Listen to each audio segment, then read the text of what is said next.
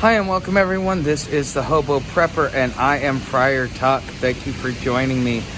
Okay, so there's going to be a little bit of lag here. Part of it's got to be the weather, but I also have a decent internet connection where I'm at right now.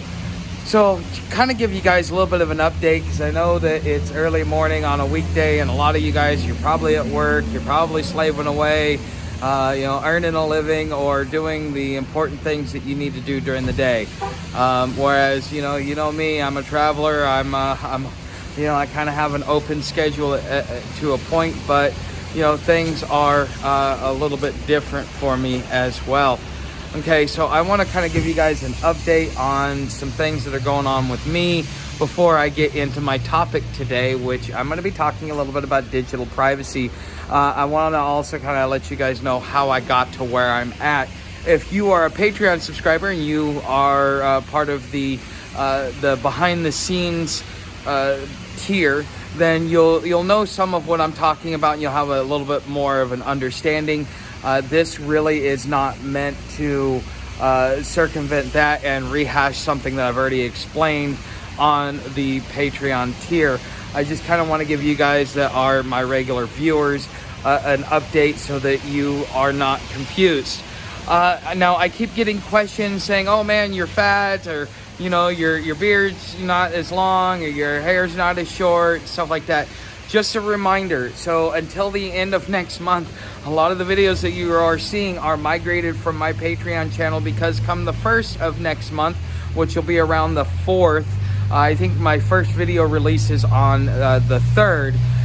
That will be when my Patreon relaunches. Now, there are 7-day trials, so that if you want to try it out, see what the content is, see if it's worth your time, worth your money, worth you being able to take a moment and become a financial contributor, that is something that you can take advantage of with the 7-day free trial. And I offered it for all platforms, but if you're wise, I would recommend doing the Triple Crown if you're just going to do the 7-day trial just to check it out. That way you get to see the 3 different tiers and kind of what each topic is about, so that you have an opportunity to what's the word I'm looking for? So that you have an opportunity to kind of explore, figure out which one suits your liking, and then if you want to go down to the $5 tier or the $10 tier, or whichever one fits the type of content that you're looking to learn from, then you have that as well. And so this week I've got to upload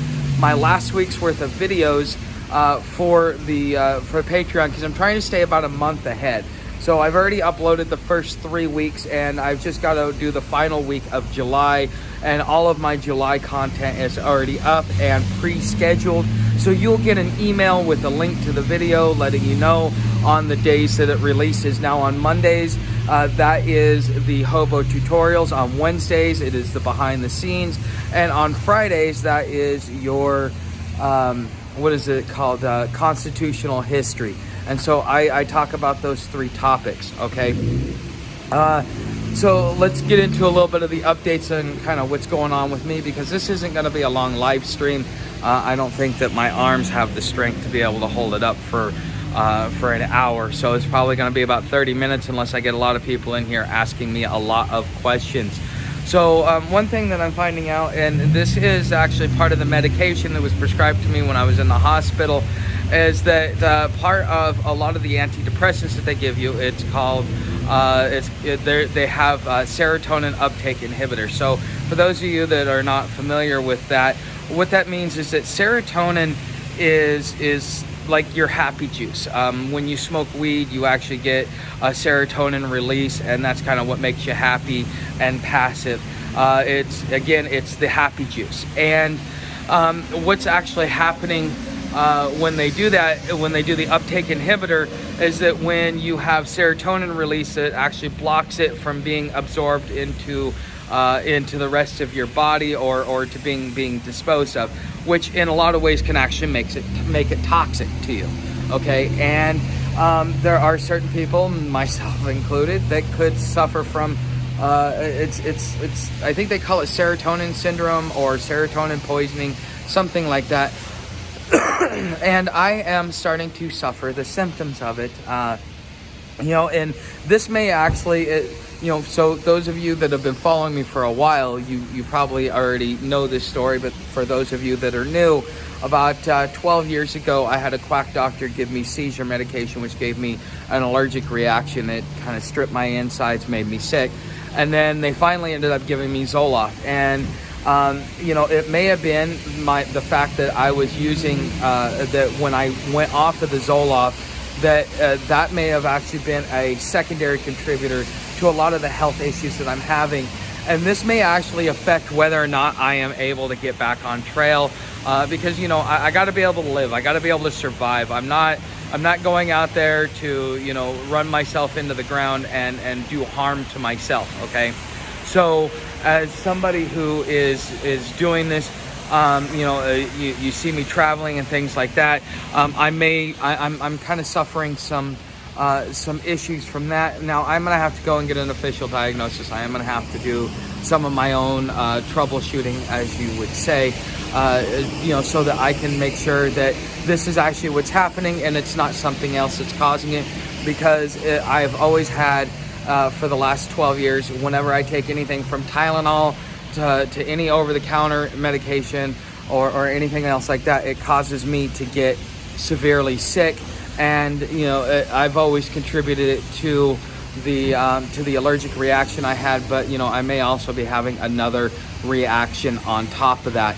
Okay, so let me give you kind of one more final update. So I have been talking about on the behind the scenes about how I have managed to come across somebody who's willing to mentor me. That's why you're seeing an increase in the quality of videos, and I'm doing a lot more research on the topics, and I'm actually getting suggested topics or pointed in the right direction to be able to kind of help you guys become better preppers, become more informed and better aware on how to pre-position yourself for the coming cataclysm of the Great Dispossession.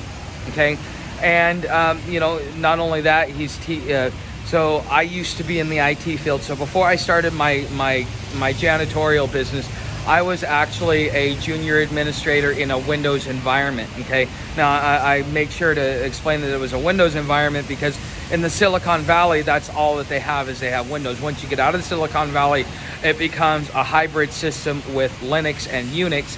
And because my education was strictly focused on Linux, on Windows, I really didn't get the necessary tools to be able to help me move out of that region. And it played a big part in my experience within the IT industry, and part of the reason why I ended up getting out. And the other reason why I ended up getting out of the IT industry and starting my own business was because I had a horrible boss, a boss that just kind of made me hate my job and hate the work that I was doing.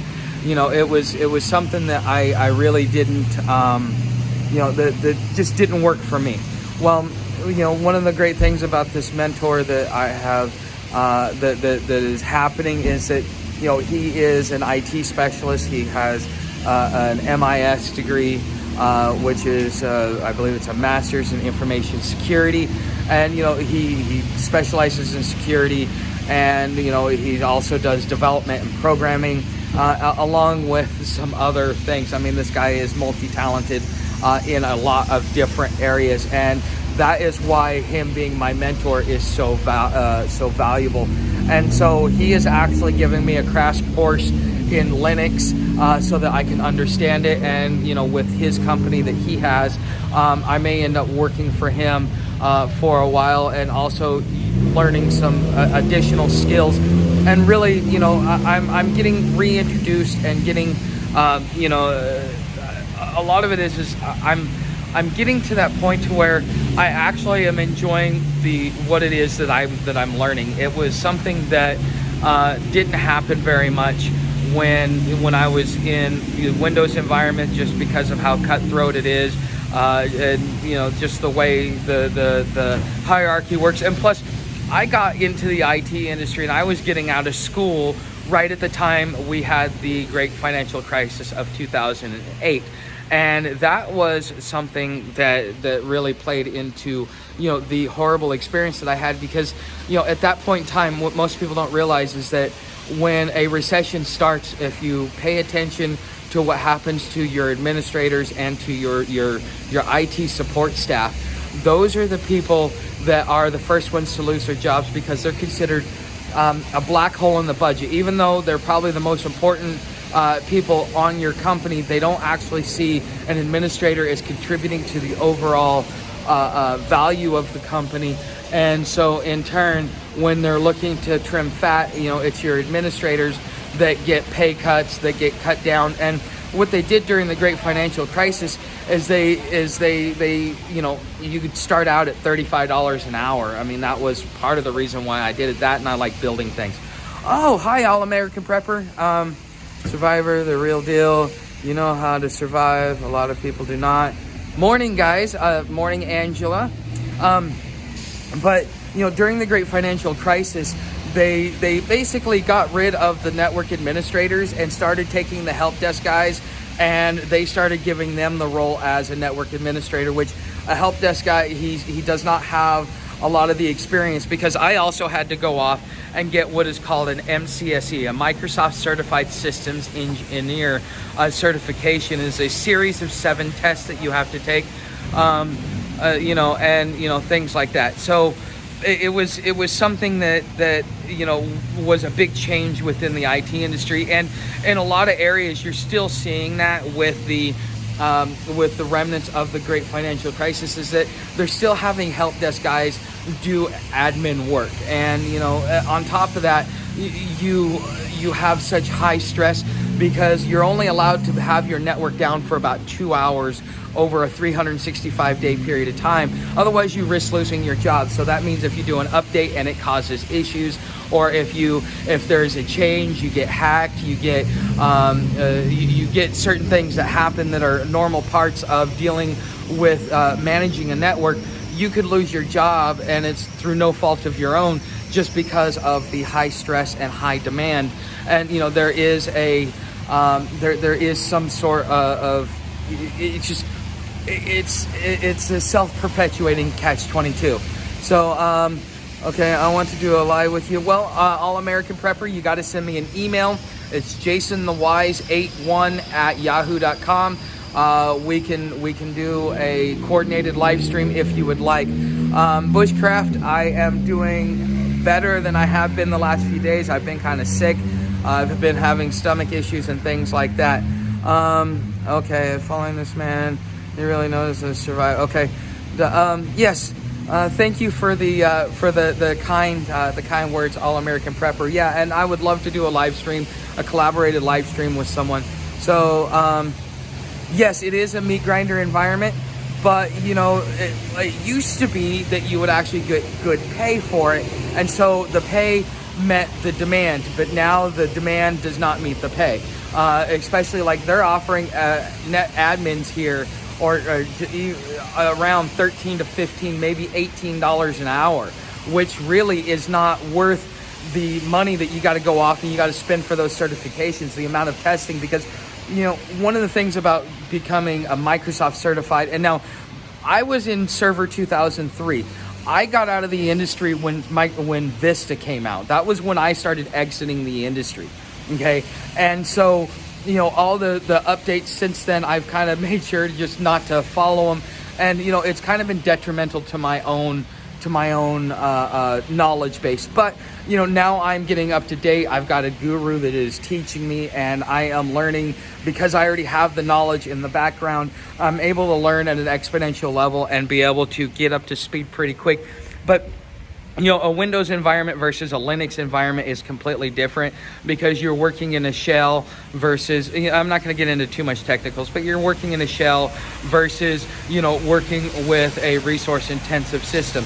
And one of the things that I'm learning as far as the changes that have gone out, and why I titled this Digital Security, is that starting with Windows 8 and Server 2008, Microsoft switched to something that is called a subscription-based system. So you're paying, and a lot of this was for money, but from what was being explained to me, that this is also the cause and effect of what happens when you have individuals trying to pirate software, because I mean that's part of the game. I mean, if you can do it, do it.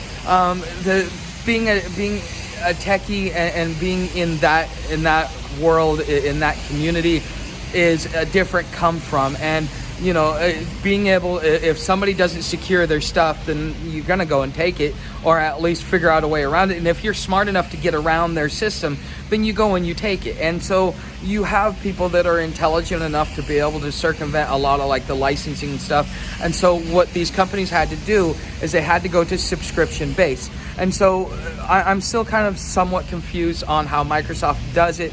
However, I thought it was kind of jaw-dropping when it was explained to me in a way in which I could understand it. And I think that you as the individual, you may have heard some of the same things I heard. Oh yes, you know, Microsoft is doing this and doing that, and the, you know, Microsoft is stealing your information. But how is it that they're doing it?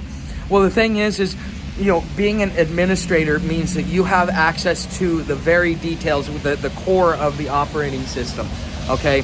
And so if you have access to the core of the operating system, you can tailor it, you can change policies, you can change a lot of things within the system to, one, make it run more efficient, two, to make it more secure. Well, what Microsoft started doing is, instead of giving you admin permissions, even though they give you an admin, a supposed admin profile, is they're actually making the admin what is called a super user, which means you can't go in there and modify certain things. You can't go in there and change things on the back end, or, you know, create custom content and things like that.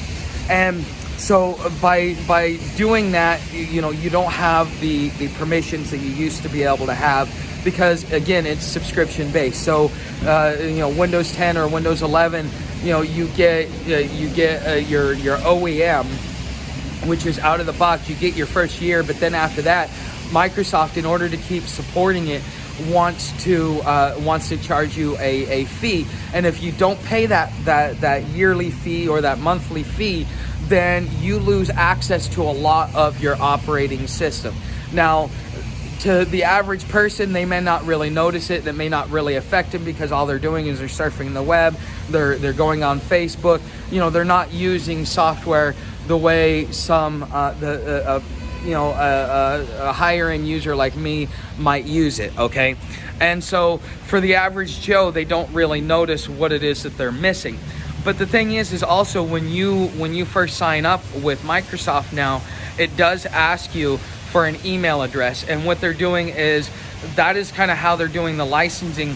But on the back end, because they've taken away your administrative rights, is that they are doing what is keystroke logging. Now, what is keystroke logging? Why is this important? Okay. Now, he didn't have to explain this to me because I already know, but I'm going to explain it to you because I'm going to presume that you don't know. So when you go in and you go to a website, and then that website asks you for a password and a username, well, it's going to log those keystrokes. So it's going to take the username and the password that you have, and it's going to save that information. It's going to be data on the back end that is being funneled to Microsoft so that they can compile all this data. So everything that you do on a Microsoft system is being logged. So you have zero privacy when using a Microsoft system. Okay, and this is something, again, since Windows 8 and Server 2008. Okay, so how does this compromise you? Well, how is this really affecting your data, and how is this affecting your security? Well, what this means is that if somebody goes in there and hacks the Microsoft system, because Microsoft really isn't as secure as it should be, and you know, they have good admins and they have good security guys, but you know, as long as there are humans, there is always a way to compromise the system. So that means that as they're storing your data, they're taking that data and they're selling it off, just like Facebook sells off your data. But see, Facebook is free and Microsoft is not. So not only are they charging you for using their system, but then they're going there and they're making money on the back end after they've already sold the licensing to the OEM. And so this is a third way that they're making money. is that they're taking your data and they're selling it to agencies like the NSA, agencies like the FBI, agencies like the CIA.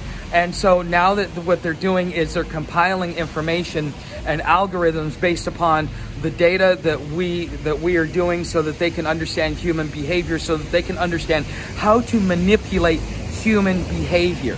Okay, so this is something that you as an individual should be highly concerned about, because you want to know how the news and how these different companies, these different platforms, and doing marketing.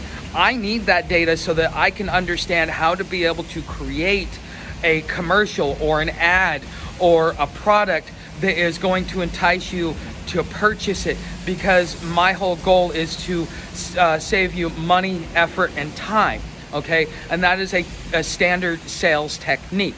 Okay, so money, effort, and time. And so by being able to get this information and being able to understand the human psychology and how humans are moving, now I have a way to be able to manipulate, to take the data and manipulate the ad content so that now I can make more profit. And this is something that companies are buying, and you have your data that is being sold out on the open market, and you're not even aware of it, because you're like, oh, I plug it in, I turn it on, it works, I can do what it is that I want. But right now, especially in the digital age, this is something that you as an individual should become more aware of as an individual, because this is a violation of the Fourth Amendment if you really want to get down to the crux of it. But because you are agreeing to an end user license agreement and you're not even reading that, you are arbitrarily giving Microsoft and these other companies actual yes, All-American Prepper, that is true.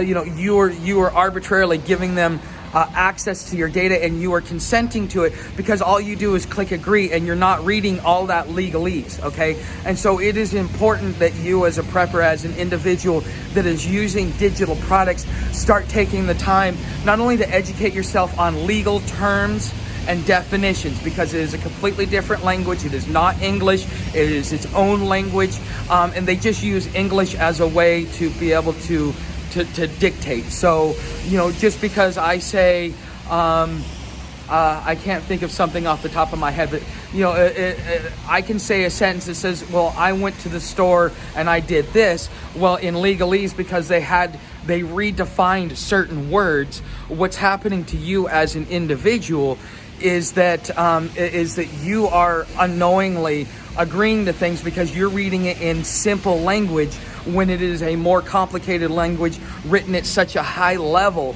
an understanding of English. This is why understanding your language is so important, and this is why I'm talking about some of the things that I'm talking about on this channel, and especially when it comes to legalese. This is why the constitutional history part of my Patreon channel is so important.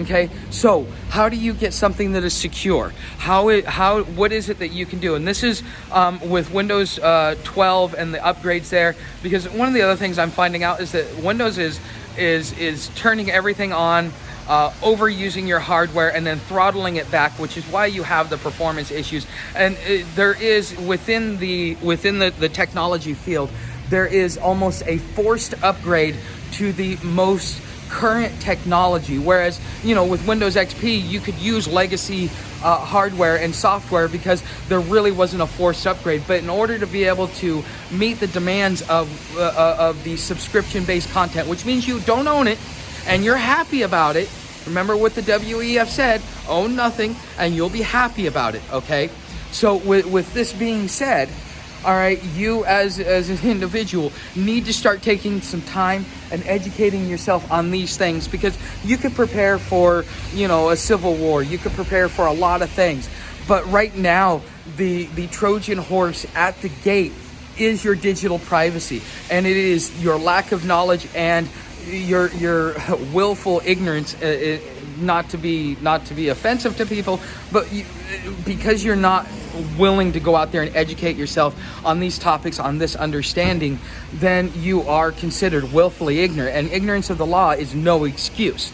Okay, now it can be simple, But, you know, a lot of people, especially the professionals, like to complicate it because it makes them feel smart, and it allows them to sit there and say, well, only I can do it for you, so you need to pay me an exorbitant amount of money.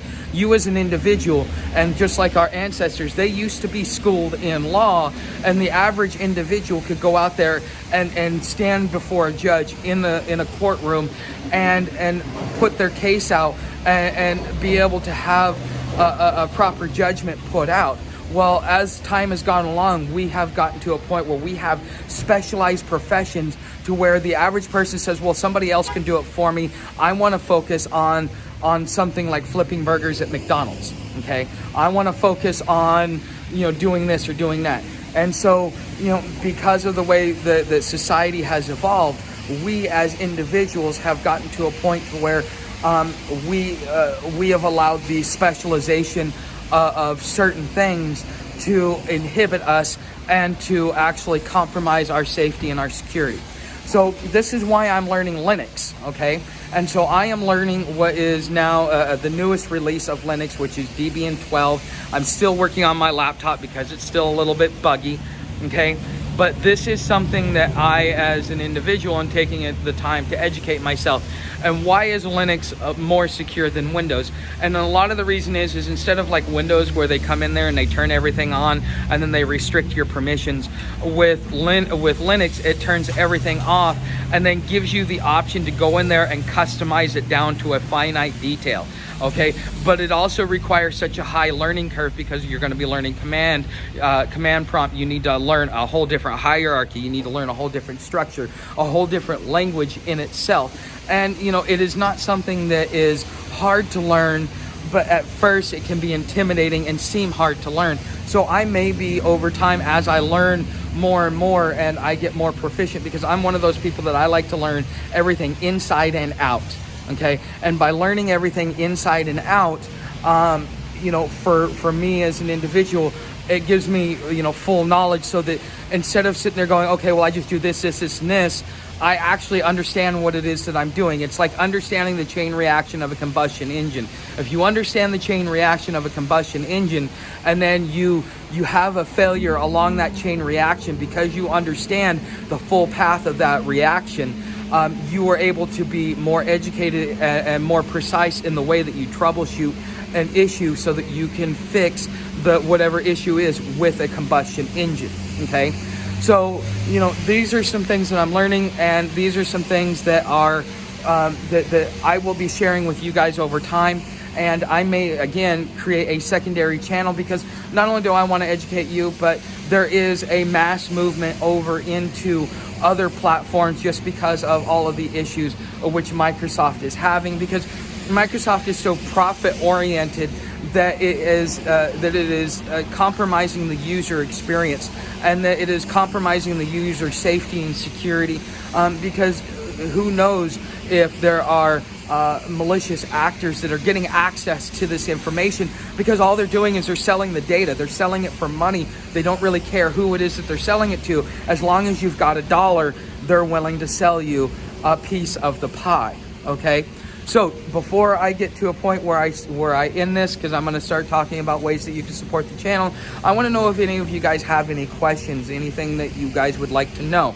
Okay, so as far as moving forward, I'm gonna have to be off trail for a while until I get my health issues resolved. If I don't get my health issues resolved, you know, I may not be able to go on trail because it may be detrimental to my health.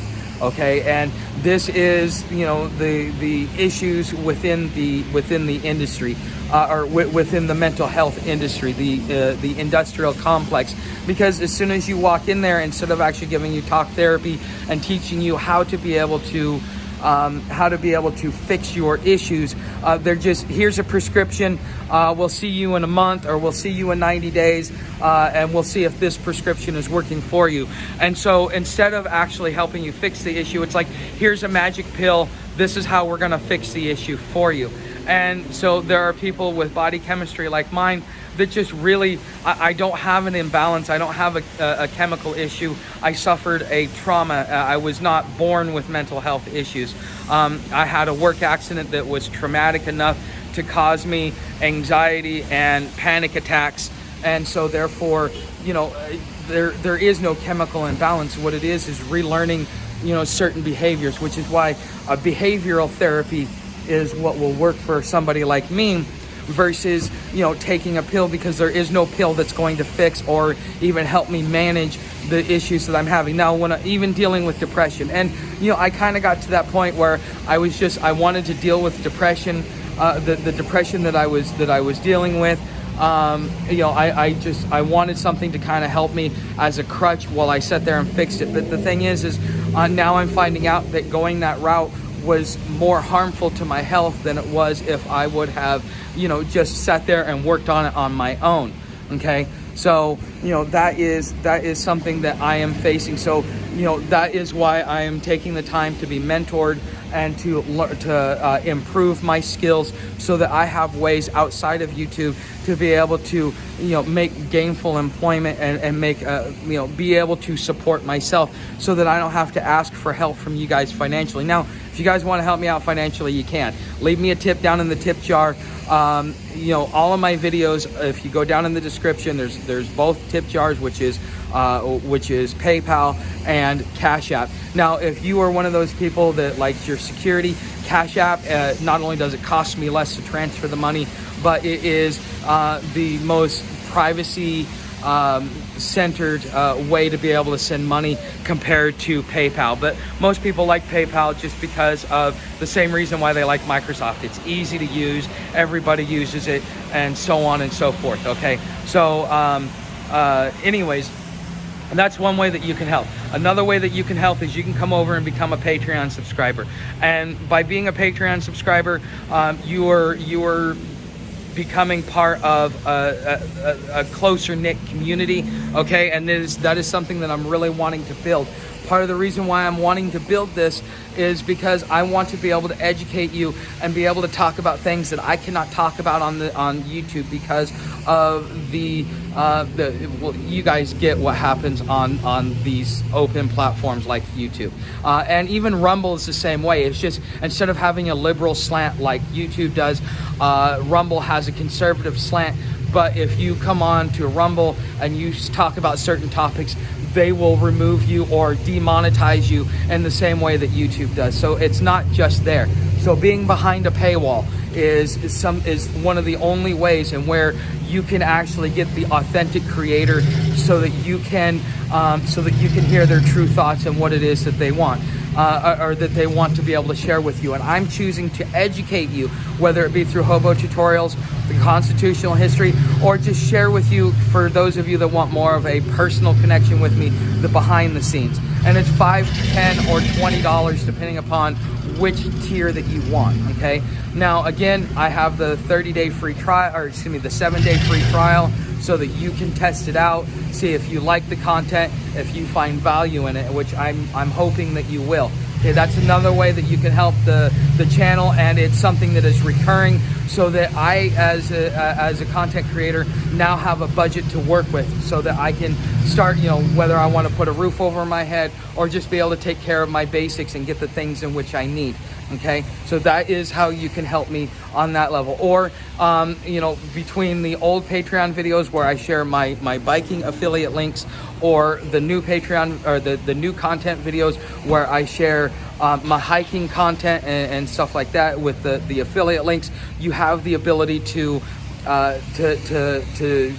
if you just click on a link and you buy something, even if it's not the item in which I put out there. So you click on the link and then you decide to go buy some coffee from Amazon. Well, I get a commission off of that, and then once I reach a certain level, then I get paid on it. So because each of them have thresholds. Like, YouTube requires that I get $100 to get paid out. Amazon requires $10. And I've gotten one payout from Amazon so far, and I'm looking forward to my first payout from YouTube, but it's going to take a minute because I need the views, and I need I need to grow my subscriber base. But you also have the ability to click the thanks. Now I don't know where that money goes, if it goes into my creator account and counts towards the $100 that I need to raise before I get my first payout, or if they actually pay me out like in a week or 2 weeks or whatever on that. I don't know. If somebody does do it, I would please let me know down in the comments, because I would like to know kind of how that gets paid out, because I read through the licensing agreement, but I wasn't able, they really didn't specify details in how that pays out. Now, also during live streams, you can buy a super sticker, which will give you highlighted. I'm sure you guys have seen it on other live streams that you've been on. So these are ways in which you can help the channel. Also, becoming a subscriber is very important. Growing the subscriber base kind of lets YouTube know that the content that I'm offering is valuable to people, and then therefore it will put my content out to more people. Hitting the like button and leaving comments helps with the engagement. The more engagement that I have, the more engagement that I have, the more my video gets pushed out to users or viewers who have not seen my content, so that it kind of helps them, be exposed to my content. Also, when you watch my videos, if you watch other videos on top of that, what that does is that increases my session time. The longer that you stay on YouTube after you watch my videos, the more my video gets pushed out to other people, because of the fact that YouTube wants you to stay on their platform. Okay, this is kind of the hack of the algorithm. Okay, this is how channels grow, and this is why a channel will grow really quick overnight or really slow over time, is because of, do they stay on the platform, and do they continue to watch other videos. So these are ways in which you can help the channel, whether you want to help me grow or whether you want to contribute financially or contribute in other ways. This is the way in which you guys can help me. Okay, so with that being said, I will see you on Saturday for my Saturday live stream.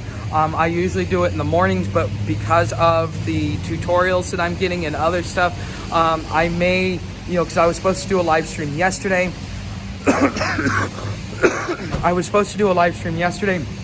But because we were fixing an issue within Linux, and we have been working on it for days, we got so far into it, it's like I didn't have time to step away to be able to do a live stream with you guys. Okay, so I do ask that you guys be patient, but on Saturdays, and once I get my laptop up running and configured with this new version of Linux, then I will be able to set an actual schedule of time and stuff like that. All right, Angela, thank you.